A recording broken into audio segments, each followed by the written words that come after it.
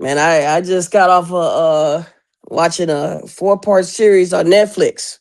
Right, Right, right. man, and I was like, man, they mentioned the source, and I was like, man, gotta get Benzino take on it, man. You know it's You were there, crazy. You you know were it's there, crazy. bro.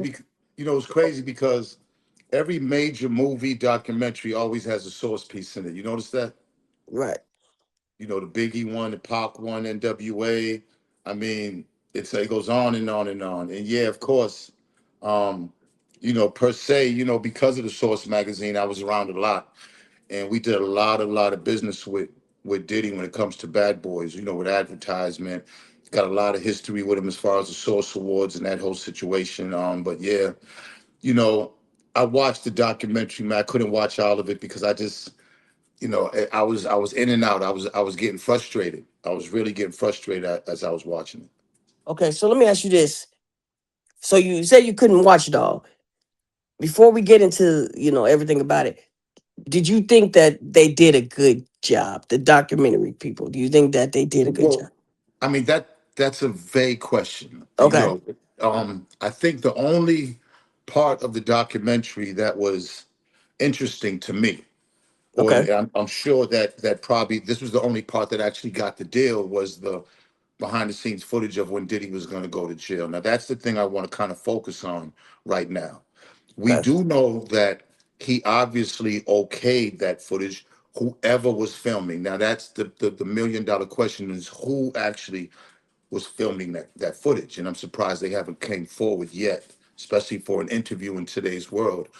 Whoever was filming that footage had the trust of Diddy, obviously, right? I mean, it's common sense. Um, right, for somebody to kind of, I've been through a lot of legal problems, and those moments leading up, especially my federal trial. I've been a part of some murder investigations and all kinds of stuff, back in Boston. And anything that's leading up to a trial is always nervous moments. Those are private moments, and you're not going to see too many people let you into their world, into the most vulnerable state at that point. Very rare you're going to see that. Not too many people even want that out. So whoever filmed that, Puff had trust in, right, and somehow that trust got broken.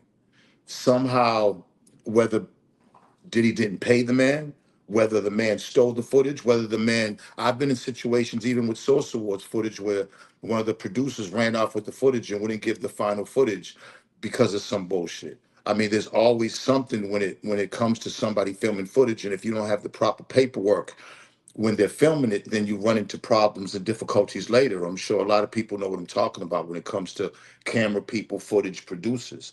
I just know that, first of all, I knew for a fact that because you didn't hear about how much money 50 got for the Netflix special, I knew something was peculiar.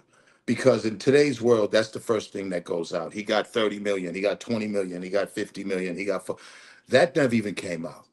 So that shows me there wasn't too much money involved.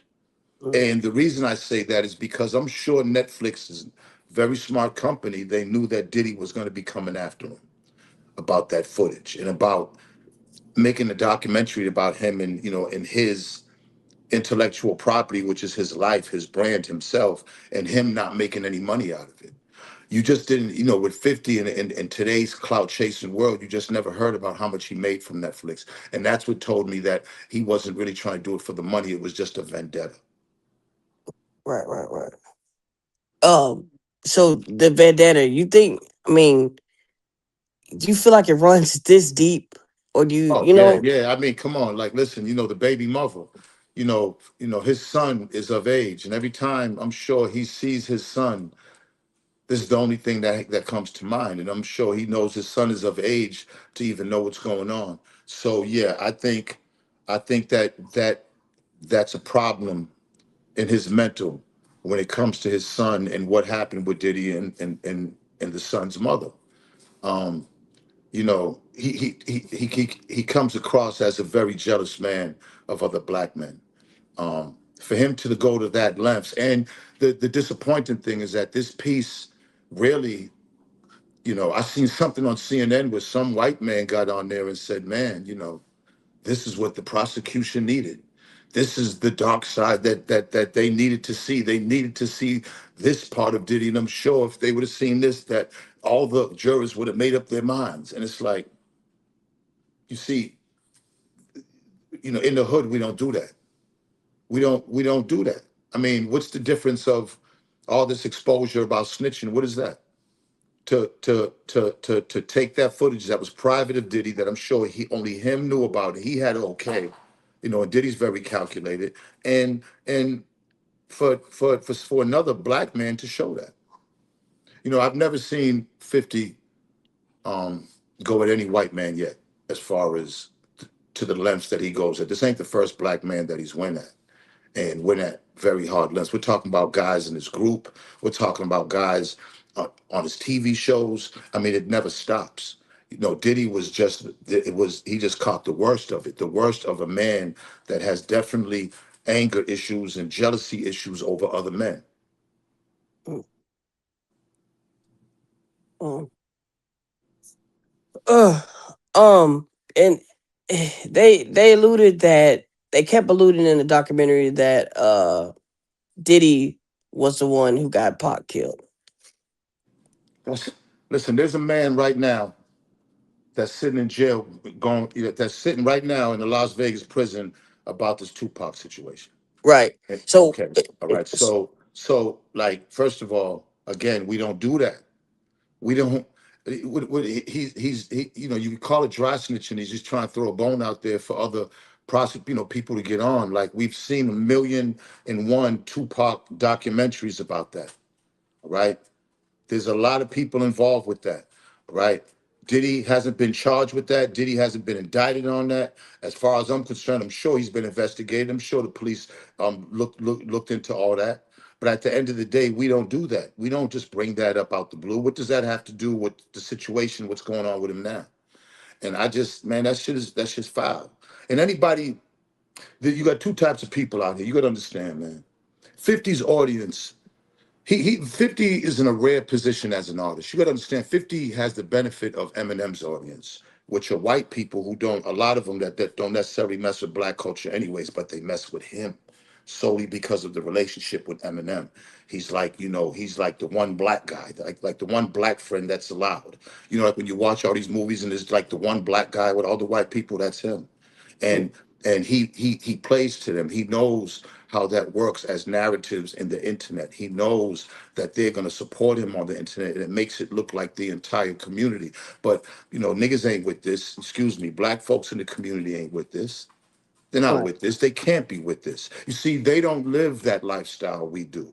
You know what I'm saying? So they don't understand. These are outsiders looking in, and a lot of them don't mess with black people, period. But he gets the benefit of that. And they're the ones that hype him up and push the narrative and comment and click. They don't mind if he goes at another black man. They don't care. They'd rather him do that. So when he does his things, he knows he's going to get the support of them. And any black person that really supports this needs to check themselves. Anybody that says, oh, great, amazing documentary, what's so amazing about a documentary that had nothing in it but a bunch of old footage? They had Kirk Burroughs, who at one point, if all this was going on, when Kirk was getting all that money with Diddy, he surely didn't say nothing. A lot of this is all about money. Now, granted, Diddy need to take care of his people, because he would have a lot of his problems if he would spread that love around with that money, and that's his problem. You know, that's his mistake. Because even the guy that was shooting the camera, if you would have took care of him, paid for the footage right there, then everything would have been straight, and 50 wouldn't have got the footage. That's his mistake. Okay, Right. Diddy got to start. If he would have took care of Rod, if he would have took care of Cassie, like if he would have took care of these people financially, like he should have, the ones that need it, not the ones that be bitching and moaning, because the ones that are on there, the Mark Currys, the Kirk Burrows, they've been doing this for the last hundreds of years. So this is not this ain't new. You know what I'm saying? The Gene Dale, this ain't new. Shout out to Right. Roger Bonds. That's my guy. Roger Bonds has had history with Diddy. If Diddy would have took care of Roger Bonds, then Roger wouldn't feel this way. You got people that was loyal to Diddy that Diddy did not take care of. And this is the situation that he's in now. But when you do things based on money, then it brings your character in question to say, well, you wasn't saying all this shit before all this. Right. So I understand both sides. real life. So if that shit ain't real life, that shit ain't acting.